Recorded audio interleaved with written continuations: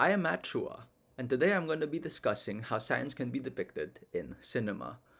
We're going to look at it through the lens of Gattaca. Gattaca is a sci fi noir film from 1997. In the movie, society has developed technology that optimizes G, T, A, and C genes at birth. Technology can also predict the potential of a person at birth. This is done through preimplantation, genetic testing, and editing the genes to maximize growth and abilities while minimizing potential harmful afflictions or diseases. This leads to a society which rewards being born a valid or those that have a superior DNA.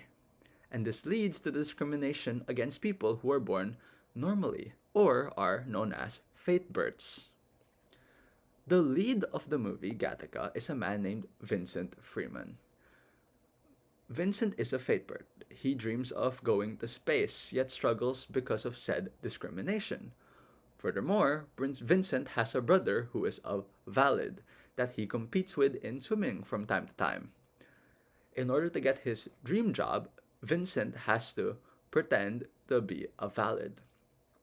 The identity he assumes is that of Jerome. Jerome is a wheelchair bound valid. He is a good swimmer as seen from his second place medal.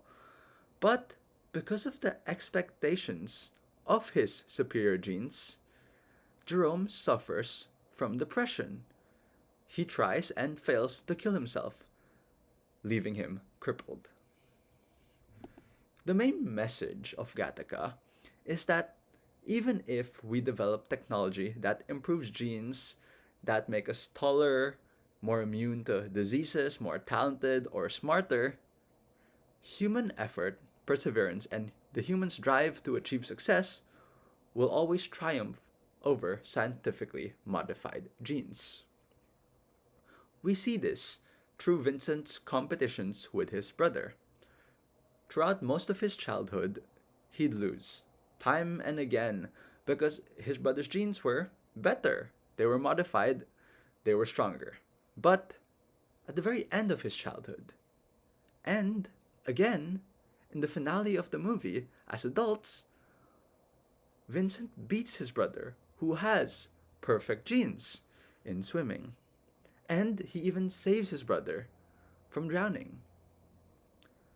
Vincent won not through superior scientific genes, but through the sheer human willpower and determination and courage. This message is further hammered from the tagline of the movie: there is no gene for human spirit. I believe the movie wants to show that science can be wonderful and can give us many quality of life improvements, but it also serves as a warning. The over reliance of technology can be a weakness. There are people in the movie that makes decisions entirely based on the genes of someone else, but not what the person can be, not their potential. With the creation and advancements of science comes pitfalls that we as a society may fall upon, and we as academics should strive to avoid these traps. The reason I bring this up is because I think the message is especially poignant for myself. I am a computer science major. One of the advancements of my course was the creation of AI. Students and other people have started to use AI more and more for art or as a tool. Yet I see a lot of my peers start to rely on AI as a crutch instead of just a tool. Prime example, my father. Whenever he has a problem, he turns to ChatGPT immediately. The first thing he does when he doesn't know something, he has a question, is ask an AI. I also see peers turn to AI for help with schoolwork. Sometimes I also ask for AI, admittedly. I bring this up because I think the reason this film especially impacted me is because it's a reminder that science can give us many gifts and benefits, but we should not become over reliant on these gifts.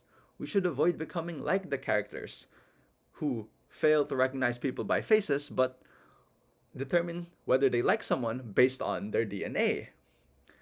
Gattaca is a warning of what happens when we become too reliant on science and technology and fail to grow ourselves. And I think this is an important reminder. that science is neither good nor bad, but rather it's how we use science that determines whether it is good or bad. Thank you and have a good day.